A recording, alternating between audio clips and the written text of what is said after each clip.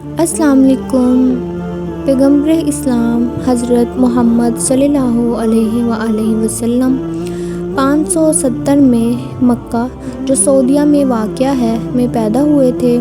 حضرت علی رضی اللہ تعالی عنہ اپنے والد ابو طالب کے مکان شیب بنی ہاشم کے اندر پیدا ہوئے، جس مکان کو لوگ مولد علی کے نام سے یاد کیا کرتے تھے، اور اس مکان کے دروازے پر یہ عبارت لکھی ہوئی تھی: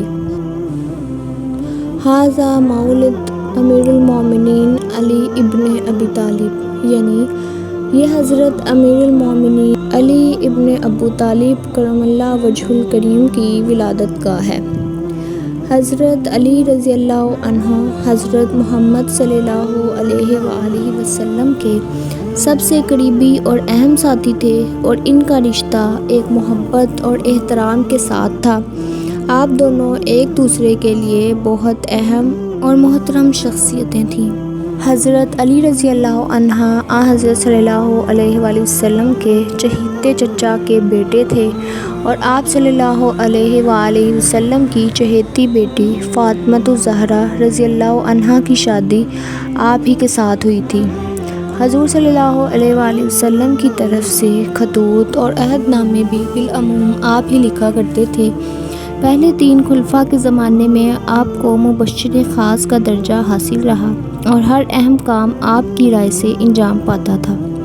بخاری و مسلم میں حضرت سعد بن ابی وقاص رضی اللہ تعالی عنہ سے مروی روایت میں ہے کہ غزوہ تبوک کے موقع پر جب رسول اللہ صلی اللہ علیہ وآلہ وسلم نے حضرت علی کو مدینہ طیبہ میں رہنے کا حکم ارشاد فرمایا، تو حضرت علی نے عرض کی: یا رسول اللہ صلی اللہ علیہ وآلہ وسلم، آپ مجھے عورتوں اور بچوں پر اپنا خلیفہ بنا کر چھوڑے جا رہے ہیں۔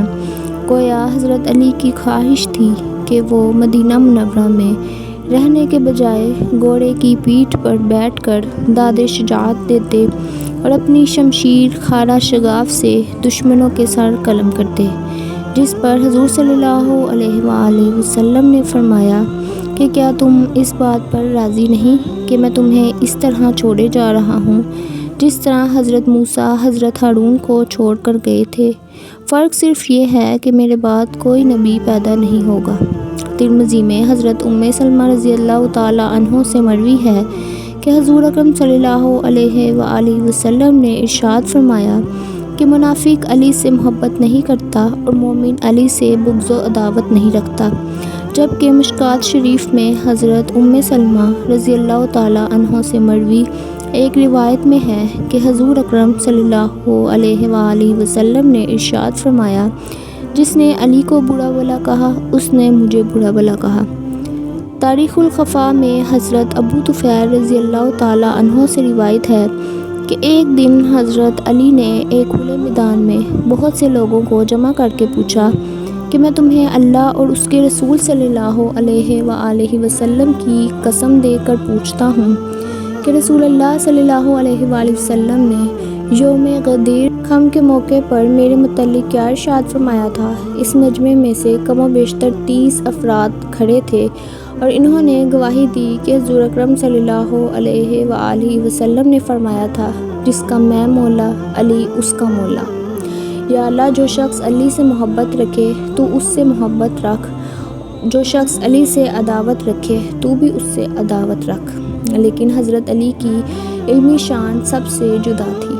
حضرت علی کو یہ اعزاز حاصل ہے کہ شب ہجرت رسول اللہ صلی اللہ علیہ وآلہ وسلم کی چادر اوڑھ کر آپ کے بستر پر سو گئے تھے، اور حضرت ابو بکر رضی اللہ تعالی عنہ نے پکارا: یا رسول اللہ۔ حضرت علی نے جواب میں ارشاد فرمایا کہ رسول اللہ تشریف لے گئے ہیں۔ یوں ساری رات بستر رسالت پر آرام فرماتے رہے، اور سرکار دو عالم صلی اللہ علیہ وآلہ وسلم ہجرت کر کے مدینہ پاک تشریف لے گئے۔